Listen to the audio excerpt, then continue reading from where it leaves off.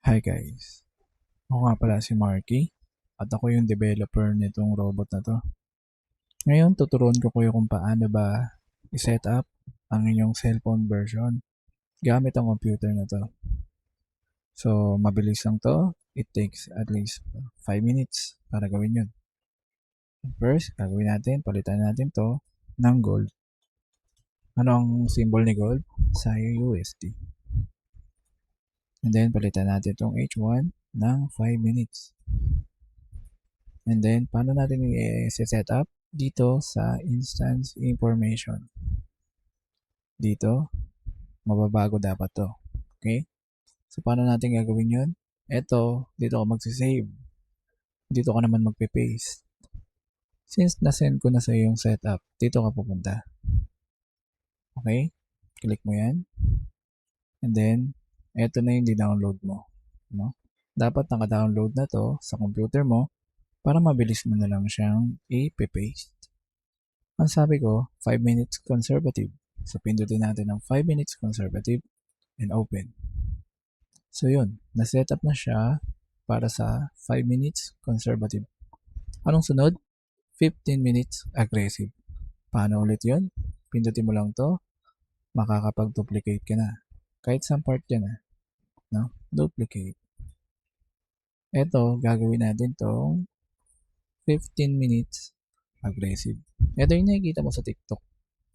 No? Punta din natin sa instance information ulit. Tapos pindutin mo yan. Tapos pindutin mo yung 15 minutes aggressive. And then open. Wait, ito na lang pala. Ito yung bago Ito yung nakikita mo talaga. Yung puro green. Ito yun. Pindutin mo yan and then open. So meron ka na rin 15 minutes aggressive. Ngayon, sunod natin gagawin is 5 minutes aggressive. So, duplicate lang ulit Ito yan. Paano mag-duplicate? Right click lang. Right click lang. Tapos, papalitan mo to ng 5 minutes.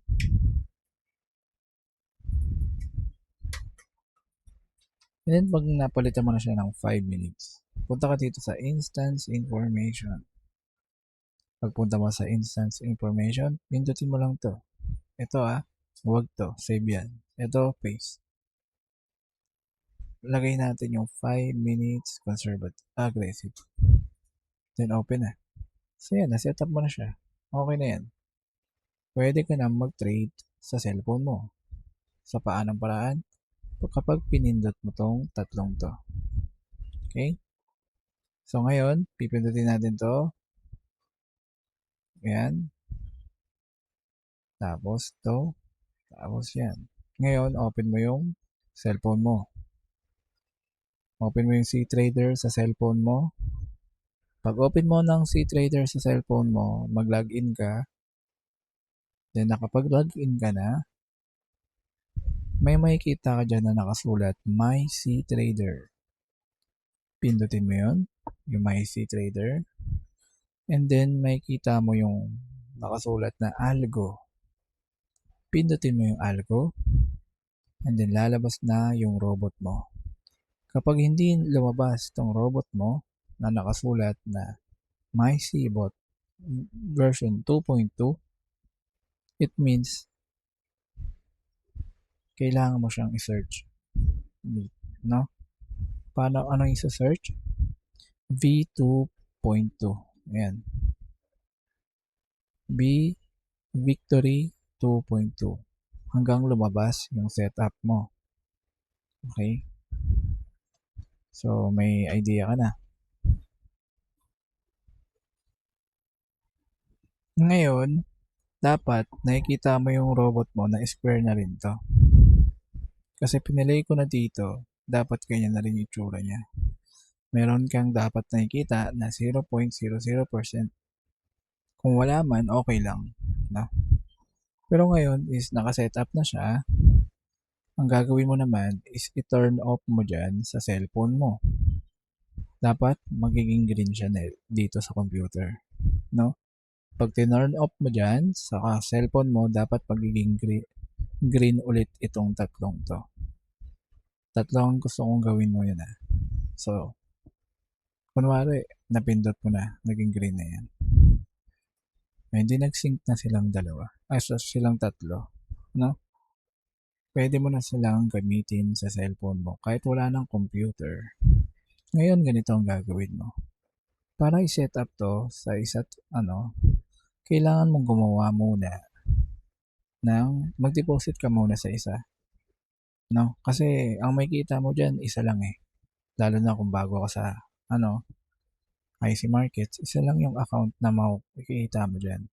Para madagdagan ka ng kagaya ko na 5, kailangan mag-deposit ka muna dito.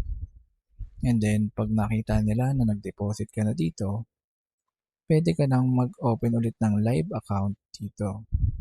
Bibigyan ka na nila ng pang live account. Kasi ang kailangan natin dito 3 account, no? Ito is para sa conservative. Ito naman is para sa 15 minutes aggressive. At ito namang isa is para sa 5 minutes aggressive. So nakita mo, lahat yan dapat magkakaiba. Bakit kailangan magkaiba? Kasi kapag iisa lang ang number nilang lahat, there's a possibility na mag-conflict sila. No? Dapat hindi sila magko-conflict sa isa't isa. Ganun po yan. No? Kailangan hindi sila magko-conflict.